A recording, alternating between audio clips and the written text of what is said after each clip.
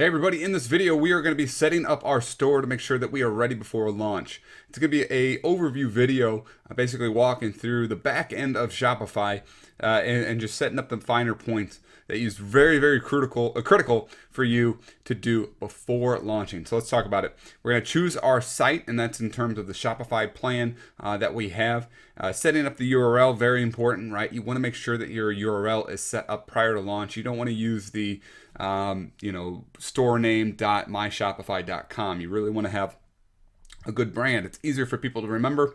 It's more searchable, and it's just better in terms of trust and things like that with your potential customers. So after that, we're going to be setting up the critical components before launch. Some of the checkout process, things like that, that need to be fine-tuned from the standard settings, and that will help you with your conversions as well. So let's go ahead and go over the shoulder and talk about it. So below this video, you're going to see a link that's going to lead you to this site.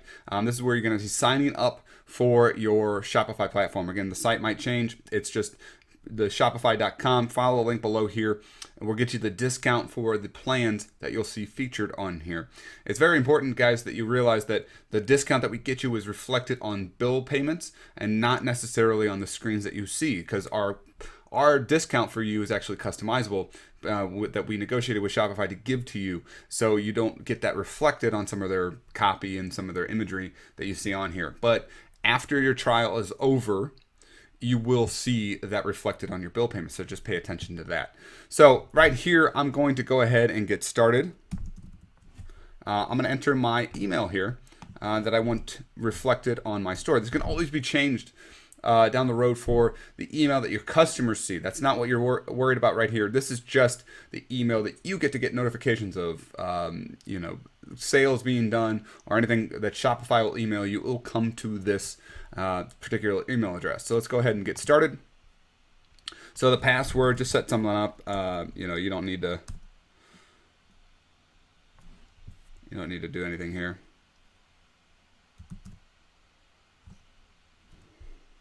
You do need to do 5 characters though. Whatever your password most likely is, just common thing, just something for you to remember. I don't have to tell you how to do a password. So your store name here. So this is what's going to be before the .myshopify.com. So what's important here, guys, is that you think about this in terms of what possibly might happen going forward. What I don't want you to do is name it, your brand and your niche here. I'd rather name it maybe the LLC that you should have before you start doing these stores. You can name it just the company's name that's going to own these stores. That's what we do. So this store name is going to be test store. So that is going to be Smart Apps is obviously the company that we own, and then the test store is just me identifying it. This will allow my store name not to be tied directly to the niche. So if something goes wrong and I build a store that I need to change out, I don't have to create a new plan. I don't have to do anything like that. If it never gets off the ground, I can just change the branding and label a new URL on it, and boom, we have a new store. So that's what I was stressing here. Let's just keep it something easy to remember, because we're going to switch out the branding afterwards anyway. So create your store. This is what I would do when I'm creating this up, and you're going to see Shopify start doing some things. If you're already selling, you can work yourself through this system, guys. It's pretty straightforward. I'm just playing around. We're just getting started. Fill out all your info, guys, and then you'll hit enter my store. So that's what you want to do, guys, and that's going to take you into here. This is the dashboard that Shopify presents to you. This is our test store that we currently have up and running. Easy for me to show you some of the finer tuning things because some of it's already done. So this would that previous screen will take you directly to here, and then we got to set up, like I said, some of the finer points. So let's go under the sales channel under here. And hit online store. Now you're going to be in test mode, guys. So what you need to do, I'll step back real quick. What you need to do is select your plan once you're ready to launch, right? So we'll go back here and make sure that we have the pricing available here. So you have the basic level, the Shopify level, and then the advanced Shopify level. And then there's actually another one on top of this, the plus level. Basic Shopify is going to be straightforward, easy for you guys to use. There is like a trick, it's not a trick, but there's a way to like have a $9 plan, but that doesn't include the online portal. And so what you guys need to realize is $29 is going to be the lowest thing here for you, but we're going to have that discount that's going to help you reduce that cost as well. And then this is some of the fees that you're going to need to account for when your sales are coming in, right? As you grow, you can upgrade yourself into the higher level stuff as you support more staff, as you do things like that, that will bring on things for you to take into account, like more people, more user accounts, things like that, and then eventually this will also allow you to reduce the rates that they charge you in terms of credit card fees, which is really nice as well. So that's it for this, guys. That's the pricing. I would start with basic Shopify. Move your way up as you need it. If you're coming in needing, a new store, and you're watching this video and you're already advanced and you already know how many people are going to be on there, then grab the Shopify level or the advanced Shopify level and jump right to it and reduce your rates. Don't pay a higher rate for credit card fees when you don't need to. So back to this store. We're going to go down to domains here on the left. We clicked on online store. Now we're moving over to domains. So you can buy a domain through here. You don't have to. It's an easy way. Or you can go and Google how to set up your domain for your existing, domain on GoDaddy. I purchased my stuff through GoDaddy and then I connect it here. And it's super simple to do. All you got to do is Google, how to set up URL, Shopify, and GoDaddy, or whatever it is that you are necessarily buying your URL from. And then connect that store. That's going to be really good. Connect that URL, and that's going to be really good for your branding and making sure that people trust you. So that's the first thing you guys want to knock out. It's pretty easy. You can connect your existing domain here, or just buy one through them. I think it's like 14 bucks, and then it gets set up almost automatically. So that's really it for here. I want to step back into themes later on, which is right under here. But under your preferences, you can do some easy stuff like, say, smart apps test store, and this is just hello, the greatest store online for smart apps stuff. So that's just easy to you get that homepage stuff, that meta stuff out of the way. Some people overlook that. That's not what you want to do. Google Analytics can be set up here. There's a section of this course done by Demetrius, a buddy of mine, who is light years ahead of me on Google Analytics. That's why we wanted him to come in and teach it, because I want you guys to have the very best. So he'll teach you how to get everything set up for Google Analytics. Very, very important. And then Facebook Pixel ID is going to go here. That's in another video, how we teach you how to do that. This is going to be protected until you unlock this. When you're set up your new store, right? Your store is going to be locked down until you are ready to go and commit to the Shopify plan. And that's where this is going to be unlocking, to make sure you do that before you start sending traffic to a locked page, right? So we'll come back to themes here in a little bit. Let's go under settings. Save this. Settings. We'll go to general real quick. I like just working my way through here, guys. It's an easy way to do it. So here's the legal name of the business, things like that. That's what you need to be setting up. And then, go through here, make sure your names are correct, the emails are correct. Under account email and customer email, the customer email is what people are going to see when they go through and purchase from you. And then set up the time zone, make sure that's ready to go. And that one is going to be fine. So we'll go back and go to shipping. Shipping is very important. We like to charge $4.95 for shipping and handling. So under shipping zone, and that's per product, right? Per order. You can change things to say they get free shipping if they order 2 items, or if they order above a certain amount of money. Whatever you want to do, this is where you're going to be setting it up. So let's show you how to go ahead and say set up free shipping for 1 item. that is over, or one or more items that are over a certain price. So let's say if your order was $75 or above, you get free shipping, right? So that's how you would set this up, and then you would tell people that on your product page or on your ad for over $75. There you go. Now I want to say add a rate. So minimum is 0, and then $74.99. Standard shipping and handling. Now anybody orders something that's 0 to $74.99, that's going to be charging you shipping of, say, $4.95. $4.95 is a tested price point of Ezra Firestone. He said that he's tested that a lot with a lot of traffic, and that's a reasonable price for people. Some people like giving free shipping. Guys, I don't necessarily like doing that. I will test it, but for me, for the most of the time, people understand that there's a cost to shipping. I'm not Amazon. However, again, we will offer this to people, and we talk about this in a later video where we say, hey, come back in the add to cart and give free shipping. So charging shipping here allows me to recover more people on the back end, where I can offer them free shipping if they close now and buy.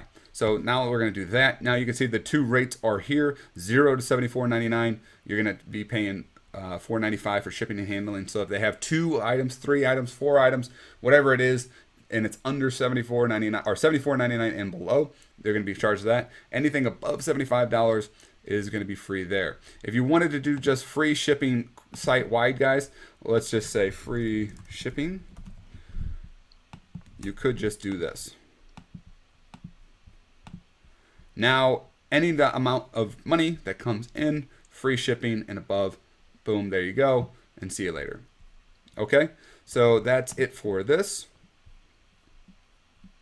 Now, there are things you can do in terms of setting up weights, setting up, each item to weigh, say, 0.1 pounds, and then you have a $4.95 shipping, $6.95 shipping, $8.95 shipping, so on and so forth, as people come in here and add more items, right? So a lot of people do that in the free plus shipping mentality. That's not what we want you to do here. We want you to focus on retail as much as possible. Free plus shipping is good if you have, like you use our app to bundle things together, try to get more people to buy more things. And that is really the real big push behind free plus shipping. Shouldn't be to get you rich off of free plus shipping. It should be to get people into a funnel where they buy more things from you, and you just charge them a certain rate, like the $4.95 I just showed you. So that's easy to do right here, guys. And then let's go back to settings. Files, you don't have to worry anything about. Payments, yeah, we are gonna want to go in here. Make sure that you this is just a testing bogus gateway. So change provider. You want to set yourself up with Shopify payments. Easy to do. You go through here. It'll be ready to set you up right here. You can do PayPal as well. If you're worried about PayPal because of your drop shipping stuff from China or something like that, just make sure you are updating your orders with tracking information. That's really very important. Same thing with Shopify payments. It's very important for you guys to update, and once you get a tracking number, then you update it. It's part of the job. It's part of the things that keep your customers happy. We want you to be fully transparent with them and make sure that they understand when exactly their packages are going to come and get there. So that's it for the payments. There's very big walkthroughs there for those. Taxes, you're going to want to charge taxes in your state of operating. And then if you need additional information on top of that, I suggest you reach out to a local lawyer or start doing some real big research online. We can't really advise you how to, given that we have people all over the world, it's really about understanding the taxes in your local area and in the nation that you're in. Sales channel, you talked about a handful of those. The most important one is the online store, and then you can add those other ones going forward. It is helpful to have Messenger integrated and things like that. Very, very good. Let's go to checkouts. We turn off accounts across the board. We might introduce that later on, but that's what for brands. For you right now, what's important for you is not to have distractions to people, like setting up their stores and things like that, that they might get a little bit distracted. We require last name only. That's perfectly fine. Company name hidden. You're not really needing that. Address to, not that's optional. Just make sure that they need it, or they put it if they need it. Shipping address, phone number, you can relieve that as optional.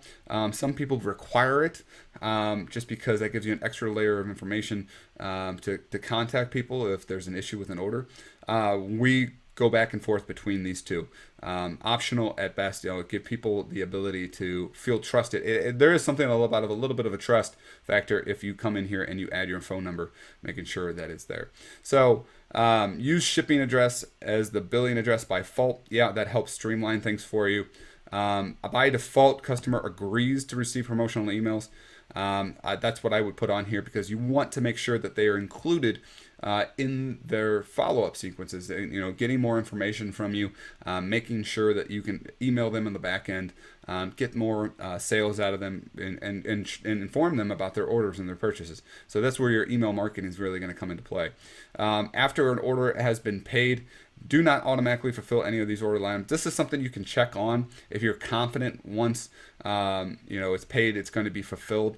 And that's something that you can do there.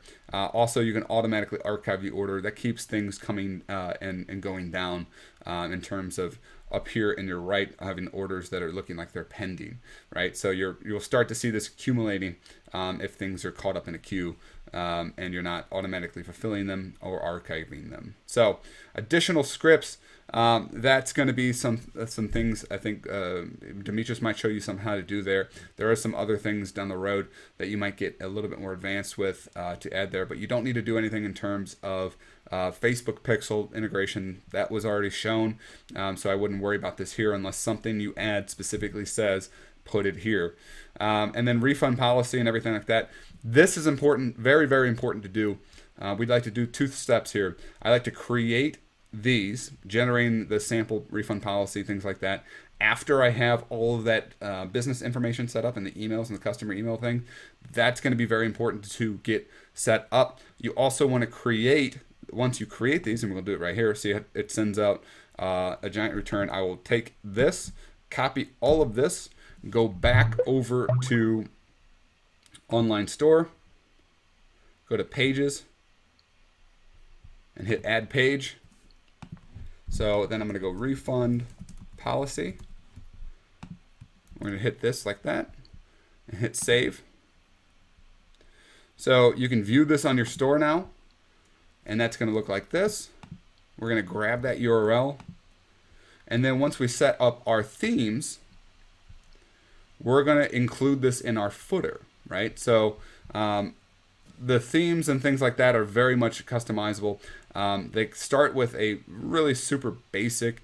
I wouldn't be afraid to invest in a theme if I knew that it was going to get us somewhere. If there was something like designed for the product that I have, something that you really think is the look that you want. There is a bunch of themes available in the theme in the Visit Theme Store. So you can go here, and there's a bunch of themes available that are good. There's a couple of good ones called like Turbo, and there's a couple that come and go. What's most important, guys, is just matching your look as much as possible. So what I like to do is say, all right, I'm selling in my print on demand, so I'm going to go under clothing. We're going to go for probably a medium to large catalog. So we'll go ahead and click those.